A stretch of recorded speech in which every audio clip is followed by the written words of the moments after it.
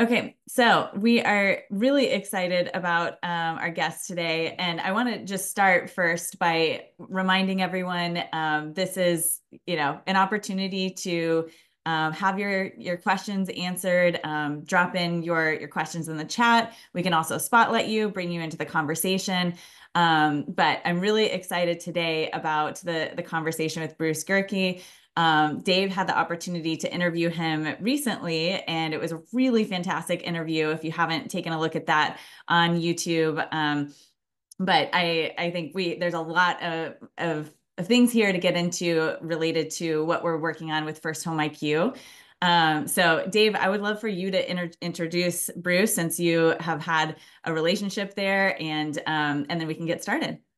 Yeah, well, thank you, Kristen.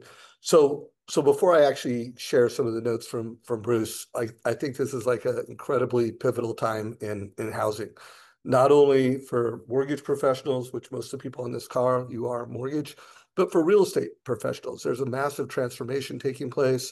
I don't need to tell everybody what's happening with Rocket and the digital transformation that's taking place, and they're really smart. I mean, they are a subscriber to JD Power's data, where Bruce is head of lending intelligence for JD Powers. They are executing a game plan and a borrower experience based off that. There's also a transformation taking place in real estate. And by the way, Zillow is executing an all-in-one app to do that. So most of the people on this call, you are local, referral-based mortgage professionals that rely on realtors as your primary referral source. And the message I have is that to win in the future, you need to win your database and you need to win your local market and you need to study what JD Powers is telling some of the biggest platforms. Bruce is a really good human being. I've got to know him just really following the guy on LinkedIn. He's been very engaged with a lot of the industry leaders in mortgage. And even most IMBs cannot afford to subscribe to JD Powers content in the intelligence. I mean, there is a lot of things to read, but to have a guy like Bruce Gerky, who's going to be one of the speakers at the Housing Wire event coming up, the gathering, to have him come in and just pour into us, one, it's a huge gift. And then two, I would tell everybody watching this, it's a huge opportunity to engage, like ask questions. You've got someone that is at the highest level of what consumers want. And so put your questions in. And with that said, Bruce, thank you for being on this show. Thank you for how engaged you are in the mortgage industry. I love watching you and the engagement you're putting on LinkedIn. And I can't wait to see what you're going to do at Housing Wire next month. Kristen? Yeah, thanks, Dave. I mean, I couldn't write that better myself, so I appreciate that. Great to be here, and it's always good to talk to you. And Kristen and I had a conversation a while ago and hit on some common themes. So happy to talk about that and share some of the things that we're seeing out there in the market. For those of you who don't know, we do a two mortgage related studies annually, one focused on servicing and one focused on origination. We're halfway through our origination study. It'll publish with the final results in November of this year. But so far this year, we just released, we don't do interim releases publicly. We do that with our client base. But I just spent this week talking with a lot of our clients about what we're seeing in the data. So there's some fresh data to kind of crunch and talk about. But it is interesting, at the top of what, Dave was saying about local local lenders are really driving overall satisfaction for the industry higher. And we see that in our data. And it's, something, and some of the bigger banks and direct to consumer lenders are asking a lot about that as to what is driving that, what's behind that, because clearly from a competitive standpoint, that's a differentiator right now.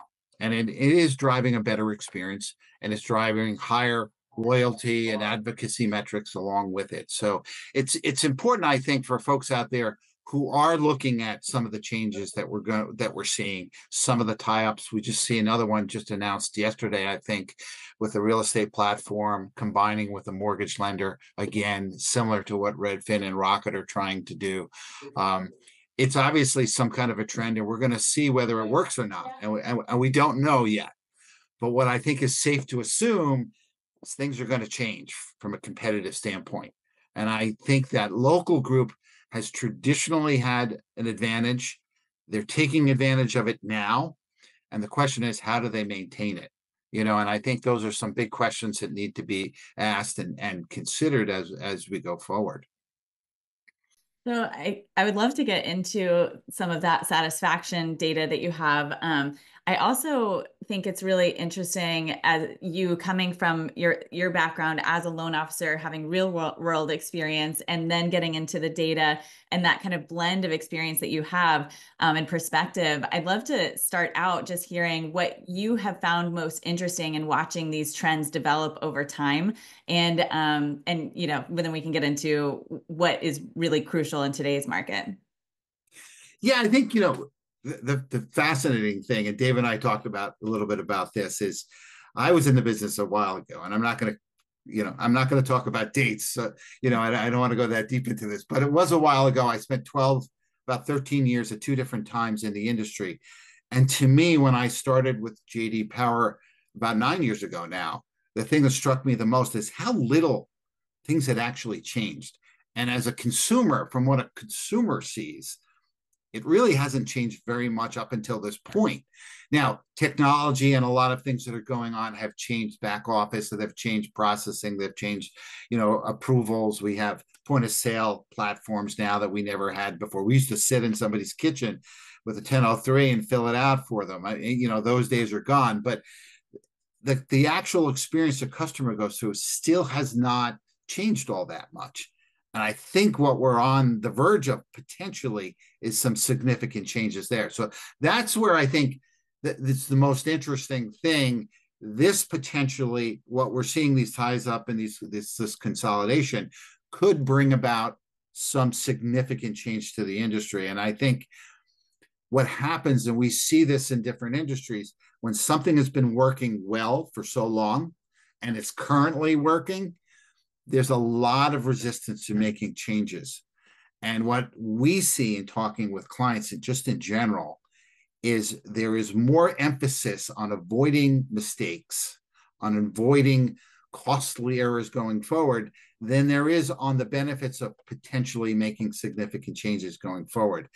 And I think that overarching attitude, and you can understand that, especially in a tight lending market where budgets are tight, margins are down, there's challenges. You can certainly understand that, but I think it sets the industry up in a way that possibly we could see some big changes down the line with the way consumers do business in what I like to think of now as the home ownership industry, as opposed to just the real estate or the mortgage industry.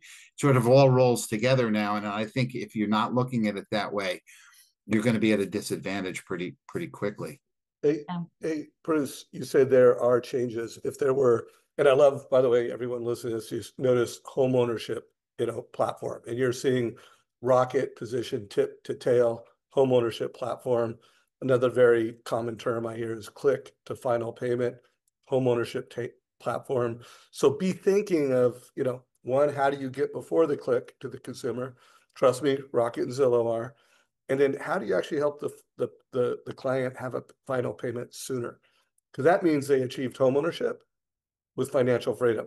Like that's where the game is being played.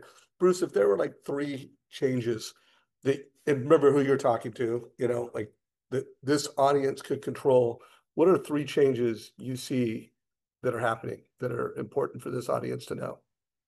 Well, I think one, and this kind of struck out to me recently. I know some people who are still in the business, who are still successful originators. I went to see one of them recently. They were doing a home buyer kind of seminar, and they had lawyers and attorneys in there. They had real estate agents, and they put it on, and it was a loan officer and a branch manager who were putting this on.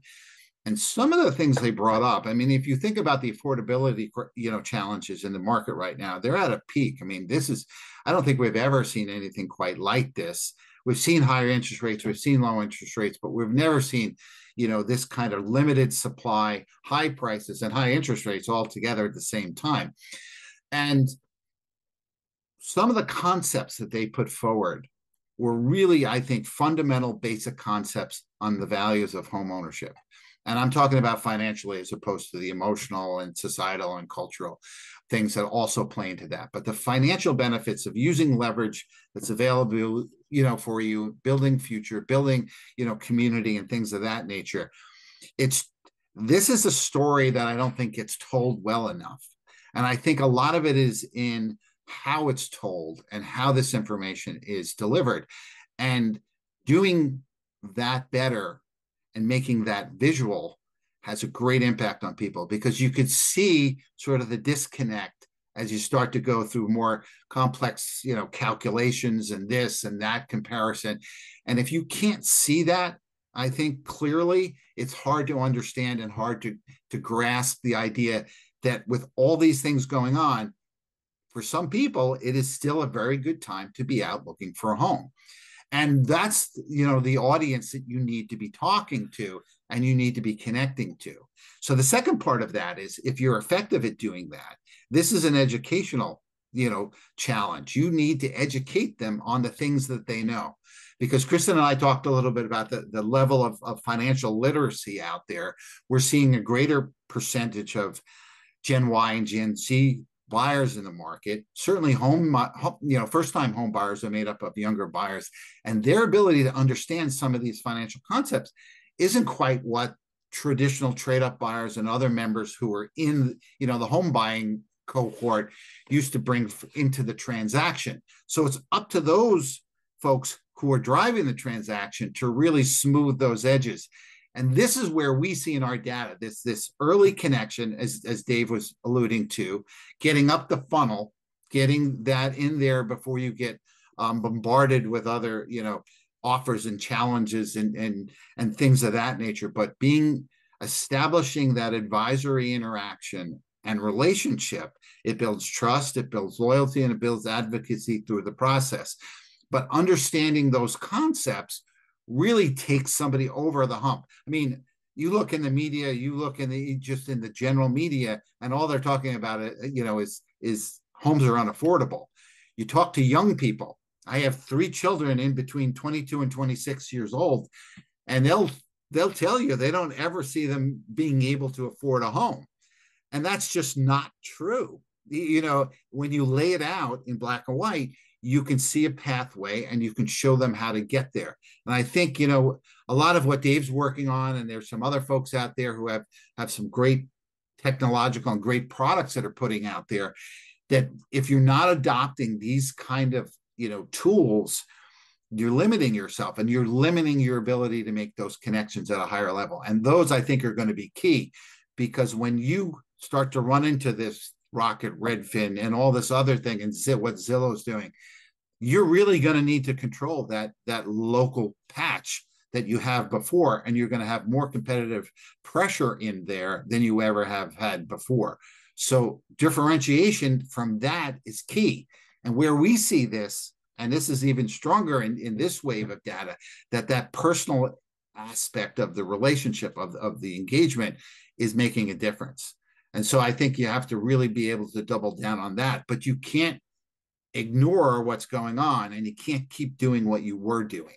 You need to up the game, because they're going to be able to deliver a lot of this information at scale, in a way that may be getting to them before you talk to them. And you may not consider, and we hear this from a lot of folks in the industry, how much money and how much capital went into marketing from Rocket.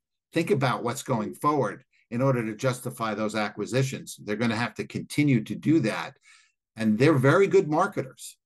I like to think of them as a marketing company that happens to have a mortgage operation attached to it, which is why they're as successful at scale as they have been.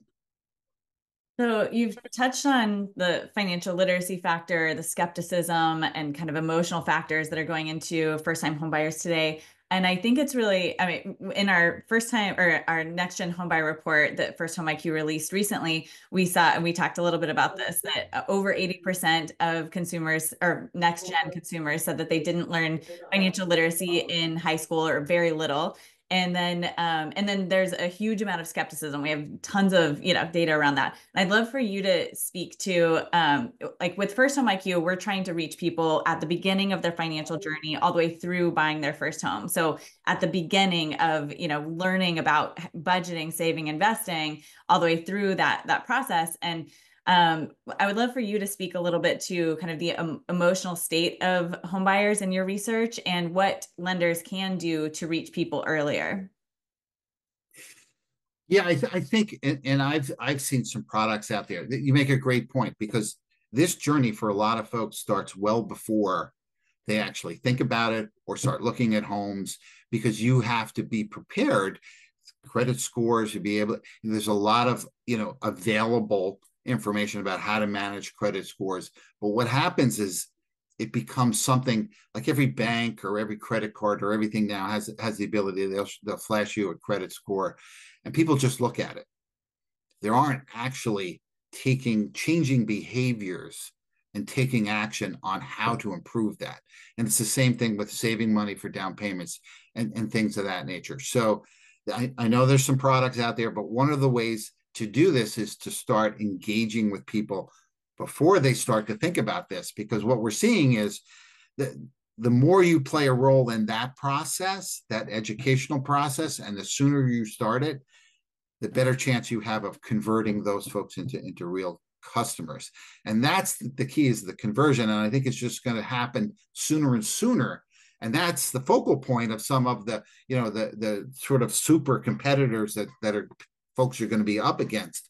So getting in there earlier and helping with things, and this is something that goes across all relationships, but offering something before you're asking for something, because once you build that relationship, you then have the right to ask for business later on the road. And that's a key component, because nobody likes to be sold per se, but they do like to play a part in that sort of advisory sales transaction. And they'll be more than happy to do it if you get to that point of trust. So helping folks understand the process, what goes in. And I think you need to be able to straddle both of these to do this effectively.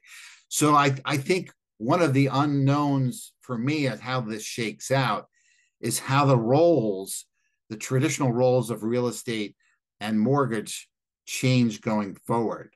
And I see that as something that eventually happens. And there's been a lot of talk about that. And real estate is a local business and it's never going to change. And I think you have to be careful when you say never.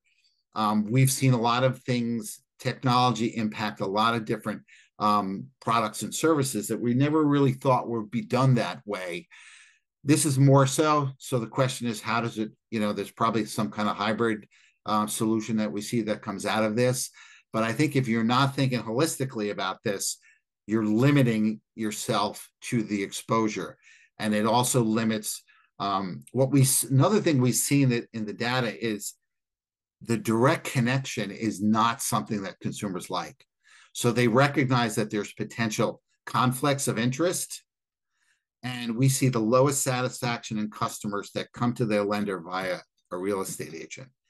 Now, that's interesting, because think of the percentage of folks who are recommended to lenders via real estate agents, but it's significantly lower. We're talking about 10 to 12% lower in satisfaction from that group. The lowest is with the builder referred and the builder companies that are all encompassing. But what tends to happen is sometimes that experience lacks because there's this feeling of locked in, and I think if you're not earning that business directly with the borrower, you're going to be at a greater disadvantage going forward. I think that's where we're going to start to see change, and we're going to see some blurring of the lines between real estate and mortgage. So I want to call out something that Bruce just said and then share my vision on this. And then Michelle, I'm going to answer your question in the process, because you're right. I mean, I grew up with zero financial literacy, despite the fact that I had a father that was a CPA, had lots of the ability to educate me. But here's the deal: the tip to tail homeownership journey starts at 18.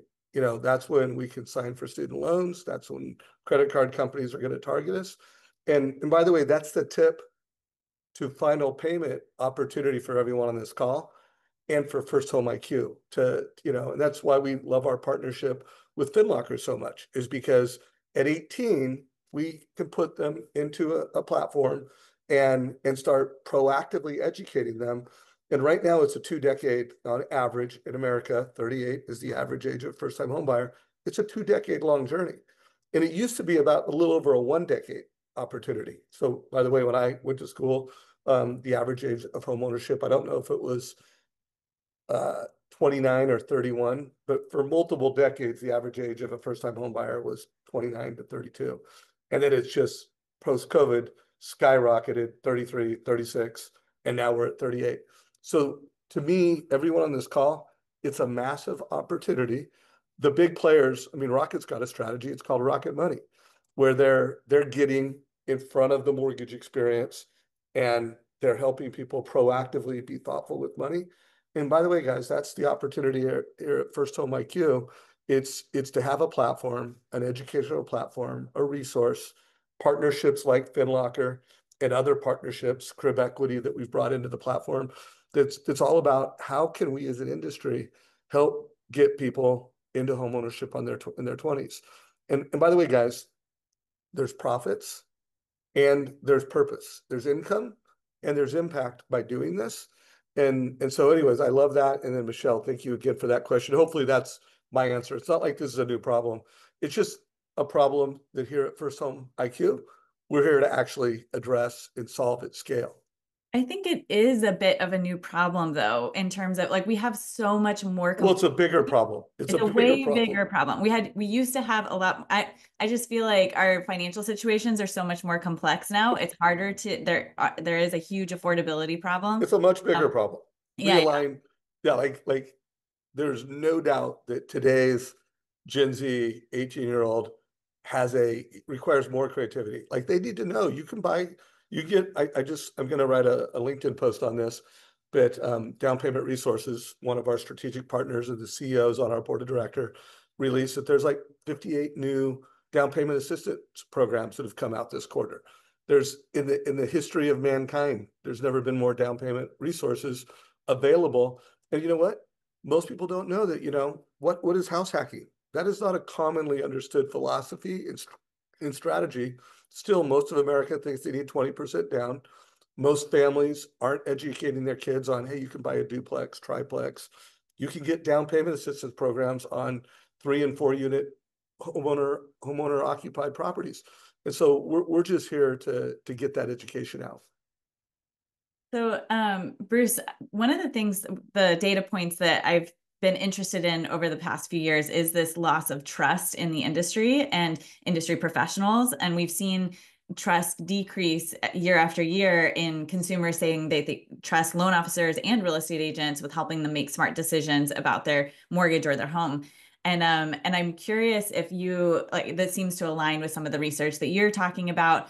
But if loan officers are not having their satisfaction scores are lower when they're referred by a real estate agent, and we know that they need the personalization, the local aspect to compete against some of the bigger tech companies. How can they do that? Like, what are you seeing the higher satisfaction come from a local lender perspective? Well, it's transparency in the process from the application and approval processes really has the biggest impact.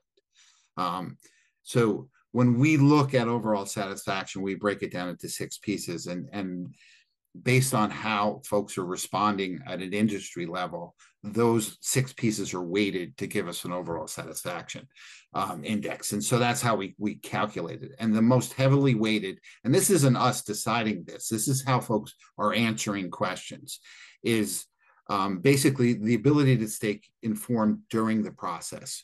So there are individual touch points where we really see the impact of this and the ability. And this is where technology, for those that have embraced it, and to get off a little on the side, it always amazes me that there are still loan officers out there who do not fully adopt and promote the usage of of their companies, technical capabilities and self-service capabilities and things of that nature.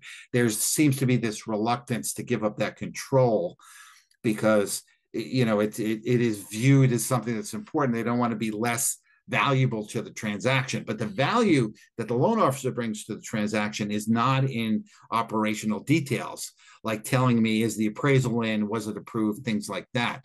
That technology does that very well. It is the ability to quickly answer questions if it goes beyond the self-service capability and being available. Those are the key trust drivers. It's first of all, not making mistakes, and that's an outcome. Mistakes, problems are an outcome of a friction point or a problem in the operation somewhere. So really it is managing the anxiety, and there's anxiety in any loan application process. We see this in auto lending, we see this in personal loan business, we see this in credit cards. It's in that ability, that time period between application and approval. And the mortgage process being much more complicated than any of those, you've got this additional part of closing in there too. And there's a lot of pieces that come together. So understanding the process, and I don't think consumers will ever understand fully why things are done the way they are, what's driven by secondary market, requirements and things of that nature. But they need to know what's coming next, who's responsible, what's been done, and if I sent you something, is that okay? And can I go back and reference it? So the more that you make available to the consumer drives a much better experience and much more satisfaction. And that's where trust comes in. Trust gets broken when promises and expectations aren't met. So it's key to set expectations. And for example, one of the things that we look at is the speed of approval. It's more important to set the expectation of what the time will be, a week, 2 weeks, 10 days, 7 days, and meet that expectation than to do it in 5 days. Because there's an understanding, there's a process. And as long as the expectation is understood and you meet it, you're going to get a bump in trust in that, and certainly in satisfaction. If you overperform, you get even more so. But if you miss that, then you have a problem. And we see this disconnect, and we'll look at different firms. Firms will actually be closing or approving loans faster than another firm. Yet on that question of whether the speed, they're meeting expectations on the speed, they're performing much worse. And a lot of it is because that expectation isn't set accurately. So it's important. It's important. All of customer experience is about setting expectations and meeting them. But there are really significant touch points in doing this. And the key one here, first of all, is approval, because that's the anxiety creator. Am I going to get there?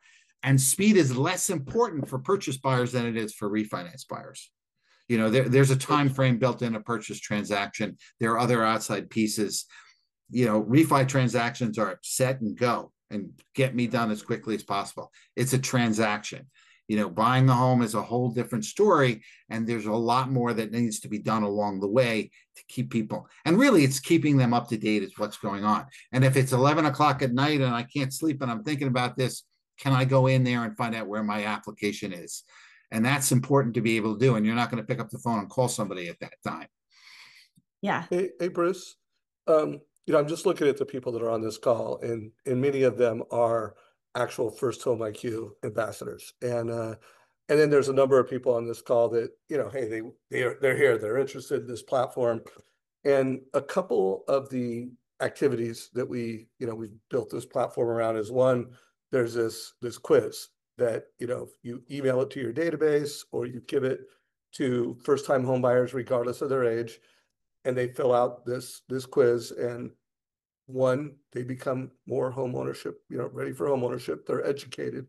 And two, the mortgage professional is collecting that data. And then we're also really advocating two key behaviors. One, emailing your database around just how to help your whole family get into home ownership. And then we're also advocating to do local, whether that's, doing home buyer workshops for millennials, or whether that's going into schools and teaching budgeting, money personality, fundamentals. Could you Did you connect some of the things that you've learned, what customers want, to some of the activities I had, and just like help our audience? At the end of the day, we want them taking more of these actions. And if they had like, you know, what you guys have learned at JD Powers to help support that, it would be helpful. Yeah, I think, certainly from a data perspective, um, some of the things that you're talking about, I know I've talked with Brian over at FinLocker and some of what their capabilities are out there. They definitely address some of the need that we're seeing. And then when we look at what is creating a better experience going forward, and then looking at some of the metrics that come out of that, that timeline is important. So I think some of the points that you made earlier about when this expectation we tend to have, I think, and this I'm talking about my kids anyway.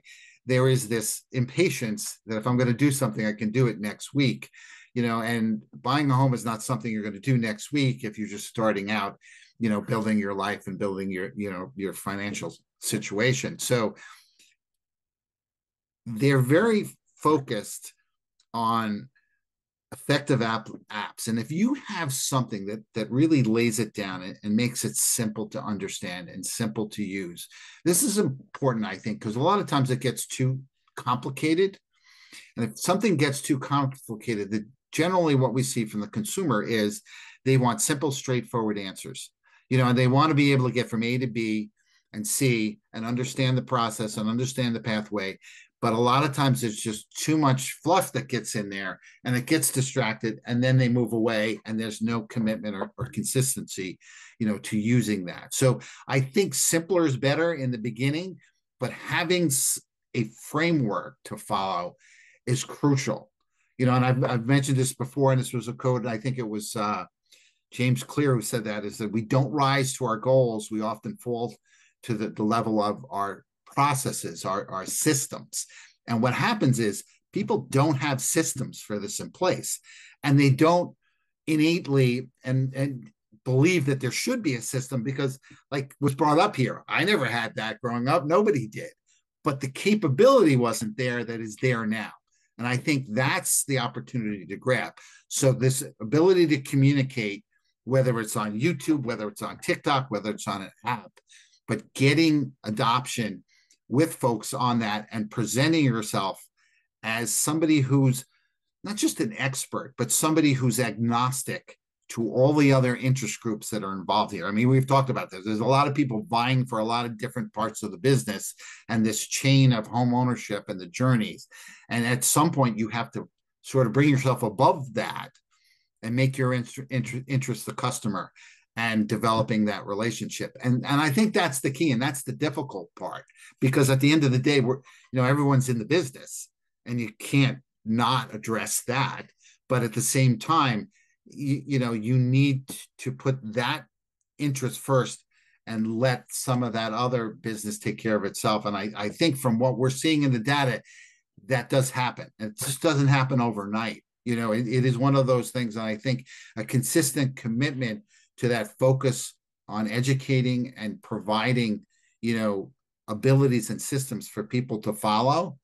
And those systems are going to, benefit you in the long run. So that's where your business is. But at the forefront, they're going to answer, consumer questions and put consumer interests, first. And I think that perception, we capture a lot of different brand image elements, and that is the most impactful one that's out there. And if you're viewed as more profit focused than customer focused, it basically is sort of a wet blanket over everything that you're doing, and it is impacting, that response to the experience. Yeah, that's so good. I really think that it's been hard to shift from this like what's right in front of you to this longer term perspective. And that's what we're trying to do with First Home IQ is, again, looking at that longer journey and helping people get in earlier. But I do think that it's like you were talking about, it's building a relationship before they're in that position ready to buy. So I'd love to hear from your perspective. You talked a little bit about communication and of course things in the once they're in that journey. But what's one thing that loan officers can do today to really get ahead of that and start building that relationship earlier?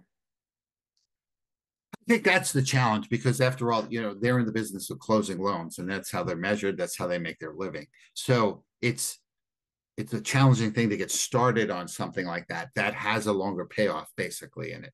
But I think at this point you balance that and you look at the different customers. It is going back to really understanding who your customer is, and goals. One of the other elements that we call them dimensions that we measure is this concept of meeting customer needs, and it's basically focused in a way that a lot of our clients view it as a product question, whether the product is to, is structured properly. But it is more than that, because in the mortgage business, what we've found is that perception of first of all, the goal isn't getting the loan, and that's, I think, well established, and most people accept that it's getting to what the loan provides.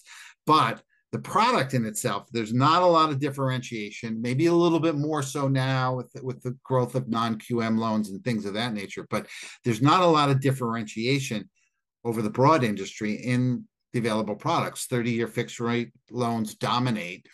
So there's not a lot of differentiation there. There is a huge amount of differentiation in the trust and feel of the process. And what we see is the process is part of the product. And I find that lenders, and this breaks down to loan officers, because in those models, they're more important than the name on the door per se, is that process is as much a part of the product as the product itself. So if you don't approach the process and the engagement from a product enhancement standpoint, I think you're at a disadvantage. So you need to break that down. And it's handy to do it if you've ever been in the technology world of how they look at product and product development.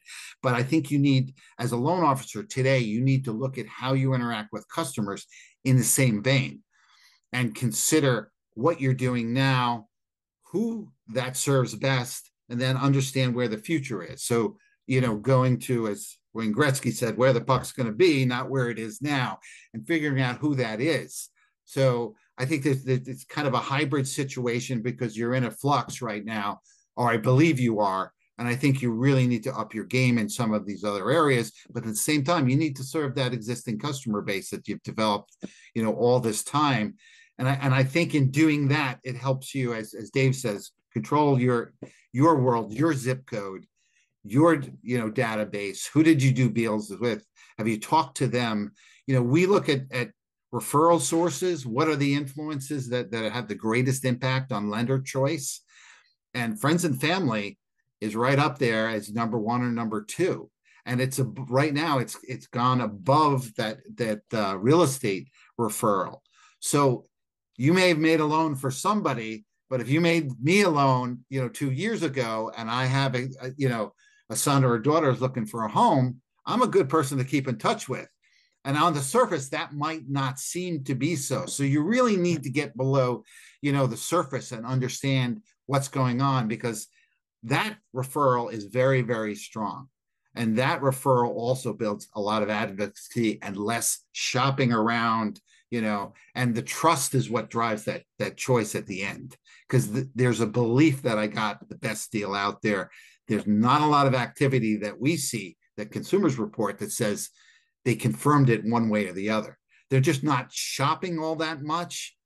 They believe that first offer they get is the best offer out there. And that's trust. And that's what drives that. Interesting. Yeah.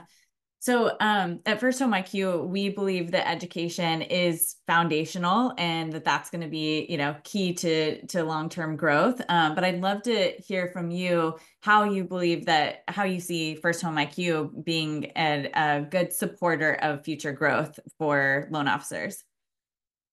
I think if you can certainly, if I give you something from my company, and a product that may do the same thing, I give you the same. Like I said, there is this level of, I don't want to call it distrust, but there isn't as much trust as what I send you with my name on it, than opposed to something I may refer from somewhere else, and certainly external sources of education. You cannot be fearful of a consumer being more educated. And I remember back to my early days when I had no idea, and I'd never been in a sales job before. So imagine, walking up and down the street, knocking on real estate doors, trying to get referrals. But it was like the educated customer was our worst customer back then. And you didn't have the internet. You didn't have the rates out there. Nobody knew what was going on. So you were the only source of information. And you controlled that and kept that as tight as you could because that was your advantage. That just doesn't exist anymore. So I think you have to buy into it completely and make sure that an educated customer is your best customer, and giving external sources that there's no clear link and there's no crossing interest involved is going to help you get over that hump in trusting the information that they're getting. And then you can help talk and address some of those concepts and show real world examples. That's the next step, is going into, okay, now you understand the theory behind this. Here's how it impacts you in a real world situation, and being able to then go into another platform or that platform and be able to show examples. You could do this, you could do this. And then as you start to question more, oh, well, you have a cousin, you have a brother, maybe the two of you go in together. Maybe you do this. Or as Dave mentioned, there are 2-3 family houses out there. Rental income can help you, qualifying, things of that nature. Because there's qualifying and then there's affordability. And the two are separate. And for very often times, it was all about qualifying. And people would do anything to get into that house. And then all of a sudden we saw how that worked out, in the early 2000s. So, I think addressing those situations, putting the best outcome in front of the consumer, but also being able to show them external services and sources of information, outside of your sphere of influence is important. I think any consumer appreciates that. And the recommendation of that will go a long way. Yeah, I think when we created FirstHome IQ, it was really about providing education so that people didn't have to create it themselves. We have the presentation materials, the templates for emails and whatever, so it makes it easier and faster. But what we didn't realize is a lot of our ambassadors have found a lot of value in just leveraging a nonprofit as a third-party source to say, like, hey, here's this other source of information that's trusted, it's a nonprofit, and I think that's added a lot of value to align with that third party, and as you said, to build trust. But I also think I think it's interesting to look at how people are addressing the affordability challenges, not just providing basic education. We partnered with Crib Equity recently and looking at other alternative sources for creating affordable options, or talking about rental income and house hacking and things like that. Because I think, like you said, I mean, your kids talking about how homeownership is just not available to them. It is available but I think you have to get more creative today for a lot of people. So I want to tie something together that was just said. So first of all, because I've talked to Bruce, I think everybody in America knows that distrust is the default. So that's the weather in America. And then I hope everybody has connected the dots that if you're going to win and thrive going forward, you need to win your database. And if you're local, you need to win locally. And so just tying it together by being a FirstHome IQ ambassador, you're gaining trust because you're going beyond the transaction. Like no other or very few mortgage professionals in your local market are like perceiving the tip to tail homeownership journey is 18. Most realtors in the market, most mortgage professionals in the market, they're going to the sweet spot, which is that millennial wave, mid 30s. That's who they're targeting. That's who they're inviting to first time home buyer workshops. They're not taking this tip to final payment philosophy. So this is a major advantage for everyone on this call. Like it's a way to do good for your community and help address a need. And it's also a way to do more loans and help realtors sell more homes by getting to this. You're not killing two birds with one stone. You're killing like 5 birds with one stone. What are your thoughts on that, Bruce? Do you feel that for mortgage professionals and real estate professionals that really lean into serving people from 18 and up, it really gives them a competitive advantage and really makes a difference with a big issue. Yeah, I think, like I said, I think from a longer term perspective, you need to be doing that. You need to build, it's building a pipeline basically, but it's building it before you actually have a pipeline to build. So it is important to be not, to ignore that part of the future demand curve. What we're seeing, another part of what we're seeing with younger borrowers is, for instance, they go online much more often than older borrowers, even than millennials do, and they'll go to Zillow, they'll go to Redfin, they'll go to Realtor.com, they'll look for things here. They're used to doing this. We don't see as much total digital adoption, but it's simply because if you look deeper into the data, the capabilities aren't really meeting their needs completely. So basically what they're doing is they're filling in the gaps personally, and they want to do it personally. So they want to do it face to face. So there's this interesting kind of hybrid relationship that younger buyers are having in this, both on the real estate side and on the lending side. If this journey, as Dave keeps mentioning it, this tip, beginning to end, if this gets more efficient, it's going to lock in a lot of these buyers, because that is really where their preference lies. What's happening is it's not there yet. So you still have the advantage. This is why we've seen the experience of satisfaction for the industry grow for the last year and a half straight. Over 4 waves, we do this on a 4-wave quarterly basis, each one higher and higher and higher. And we're seeing this if you looked at our interim rank chart right now, we have a plus and minus column of where that index has gone since last year, and the plus column is heavily dominated by retail lenders. They're all up, and they're driving that average up, because that local interaction is important.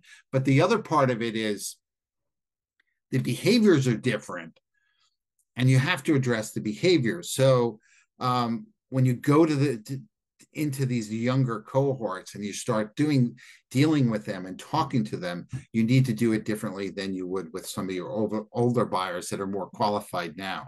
So I think that the choice of tools is really important. What you expose them to and show them to and recommend them to, really important, because they're more apt to use them. And then that's going to create some stickiness in your relationship with them. So I think it's really important to do that. There's some good tools out there. They're getting better, and to know which ones, and to keep it is different. There's certainly a different perception between what I offer you branded under my name and my company and versus something externally, and certainly from a nonprofit. So there is a difference there. But I think if you're not interacting digitally, if you're not able to do a lot of this on a mobile app, you're going to miss with these younger folks, because that's where their preference lies. And if there's, what'll happen is, especially for loan officers, if you're working on a future kind of situation, they're gonna not prioritize that or interaction right now, as opposed to somebody who's in the market now, and you may lose those people. So the stickiness of the technology has to be, I think, better with that younger group than it is with that older group. That's really, yeah, really interesting to see.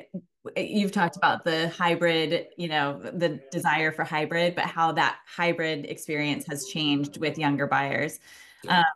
So as we close out here, or in our final minutes, I would love for you to talk a little bit about just, I guess, one behavior shift that loan officers could make today to stay relevant this year. Well, I don't think there's a lot of behavior shifts yet. I think really what they have to do is and they're all, good loan officers are constantly, reviewing their own business and what the state of that business is. But, you look at some very successful companies, and I mentioned this about Rocket, and there's another company out there that keeps a low profile, but is good at Rocket at this. It's or better than Rocket is at this, and they're called Veterans United, and they make only veteran VA loans primarily, maybe 98% of their volume is, but they own that business. And if you ever have a chance to talk with them, they have a fantastic story. These were not mortgage people. They were marketing people. They were lead generation people who had sold the business and were looking for another business to do the same thing in. And they chose the mortgage business, having no knowledge of the mortgage business or anything, and chose that segment of VA loans and veterans because it was so underserved. And they have dominated that business, and they're a fantastic story. But what they do is they know that customer base better than anybody else. They know how to reach them. They know where to get to them. They know how to convert them. And I think if you're not taking that broader look now and you're just sitting back and waiting for referrals to come to you and you're chasing referral sources, I'm not saying you don't do that. You have to keep doing with what works for you. But the next stage is outside of that, I think. I think firms like that who are really good at making that connection and conversion is going to make it really difficult to compete with them as they get, a bigger impact on the borrower as they start to scale up. And we're going to see that. There's no question we're going to see that, and we're seeing other companies take that same approach. So you need to be better. You need to be doing some of what they're doing, but doing it on your local. Figure out how to do it on your local level. So good. Thank you so much for spending time with us. I mean, just there's so many clips in here that I want to pull out and put back in the community. It's just been really, really insightful, and appreciate your time. Dave, any closing thoughts? Well, I hope everybody got value. We appreciate anybody, whether you're watching this on our YouTube channel or you're here live. Engage with this community. We truly believe that we as mortgage professionals can put a massive dent in financial literacy in America. We think that we can help get more folks in homeownership in their 20s. We can help parents. We can help teachers. So please lean into this community. If you want to learn more, go to FirstHomeIQ.com. We'll put links to sign up as an ambassador. And at a minimum, take the financial, the quiz, go through it yourself, and then share that with every Gen Zer share that with families. Hey, Bruce, love what you do and super grateful for you making time today. Thank you. And Kristen, you rock. Great interview. You did a great job of just creating an amazing conversation. And Katie, you rock at marketing and promoting. And have a great day, everybody. Thank you. Thanks for having me. Love the conversation. I love to be here. I really appreciate the opportunity. Yeah. We'll see you at Housing Wire. Yeah, see you. And tell your executives get signed up at Housing Wire. All right. Thanks, everybody.